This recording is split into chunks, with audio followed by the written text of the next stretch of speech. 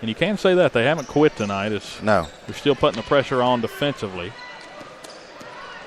Coach Timmons standing over there with his arms crossed. Final 20 seconds. They're going to try to double-team Fritz. She gets out of it. Near steal by Owens. A long three taken. And she made it. That was Richards. Pulled up from three and made it 65-49 with 9 seconds to go in the game. There's Jada for three, and she misses off to the right. Good box out underneath for the Vikings as Taylor Owens gets a tie up with 2 seconds to go. It'll go to the Cats. Jada had the look there. Again, 65-49 now. Baseline inbounds. Coach Timmons going to call timeout with 2 seconds. I like it because it sends a message to the girls that I'm not giving up. When coaches do that, I've been in a bunch of basketball games, and when you get down big early or late in the game, I see the coach sit down on the bench, and it's almost like your coach is giving up, and that sends the message to the players, well, he's giving up or she's giving up, so why don't we? Well, it goes to the competitive nature, too, of Coach Simmons. We talked to him during the Bearcat Sports Chat earlier this week, and he's like, every practice we go like we're in a game. So it would only make sense that in a game he would go, the final 2 seconds. He's going to draw something up your baseline play. And if you want your kids to compete, as a coach, you have to compete. And this right here, you run and play right here. You gain with confidence. If it works, it might be a play that can win a district game or win a playoff game down the road.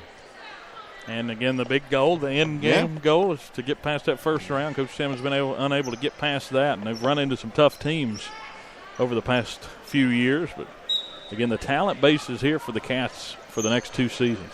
They get it out. Campbell on the baseline inbounds, tries to bank it through. Owens comes down with the board, but time runs out, and that'll do it. From this one, 65-49, Bearcats fall to Tennessee High.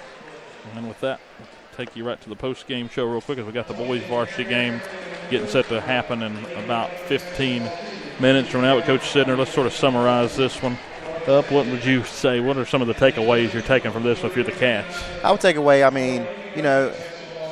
this game in the ultimate scheme of things doesn't matter. But, it's a bragging rights. You want to win it.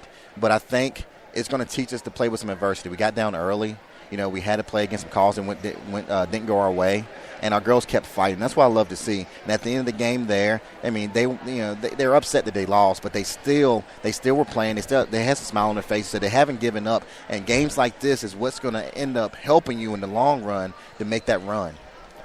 So the Cats, fall in this one 65-49. They don't reach that 50-point mark, so this won't count as a loss when they're 50 or more. They're still 6-1 whenever they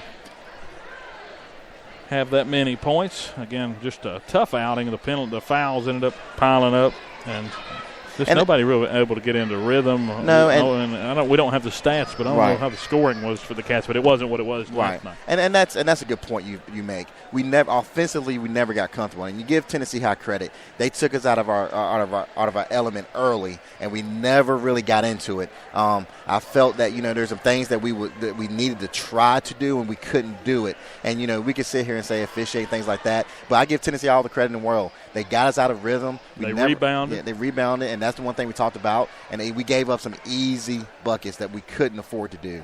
I would say, at least half their points came off of easy layups that wasn't contested. And it's not like the Cats quit on it either. No. This is a team that fought back and cut it to a 9-point game right there in the final 5 minutes of the thing. So it wasn't like everything was dark and gloomy. The Cats hung in there, fought hard. And, in the end, like you said, this is a non-district game against a 5A school. Yeah. And, you just got to sort of take it and run with it and get ready for district play. And I think you learned a lot. Like you said, you learn a lot from losses. You learn more from a loss than a win, right? So we'll see how they respond. And I would add that we didn't get a chance. Our offense was out of sync. We didn't get a chance to get the ball to Taylor, and get her going. She's been playing great for us in this winning streak. And like I said last night, averaging about 30 points a game. I like to see how many points she had because we couldn't get the ball to her early and get her going. So senior night festivities about to get going. If I had to guess what time we're going to go live, it's 6:54 right now. I would bet 7:20ish, wouldn't you? What would you say? Senior night. They're going to spend about 12 minutes on this. They have quite a few senior girls, and they're doing wrestling and everything. So they're all on the board here. So they got one senior wrestler. and about 4 girls. So now you saying our broadcast? Or Yeah, you saying? Broadcast time. What would you guess roundabout? I'll say about 7:20. 7:20, so we'll be live right at 7:20. Coach Sidnor said so. That's what we're going to be live. So we'll be back on then. Again, make sure you tune back in for the boys varsity game. For the girls, 65-49, they fall to the Vikings in a hard-fought game that really just, keep calm, staying in there. Maybe a few more shots to go down. Could have went a little differently, but rhythm really being the issue in this one. But we hope you tune back in at 7:20 p.m. for the second game of our Bearcat Radio doubleheader. From Coach Sidnor and Dylan Hutt, we say good night from the girls varsity game. I hope you tune in a second from the rest of the action from Viking Hall. When is the best time to talk to your family about staying in touch during a disaster? When floodwaters reach your door? When wildfires are engulfing the edge of your neighborhood?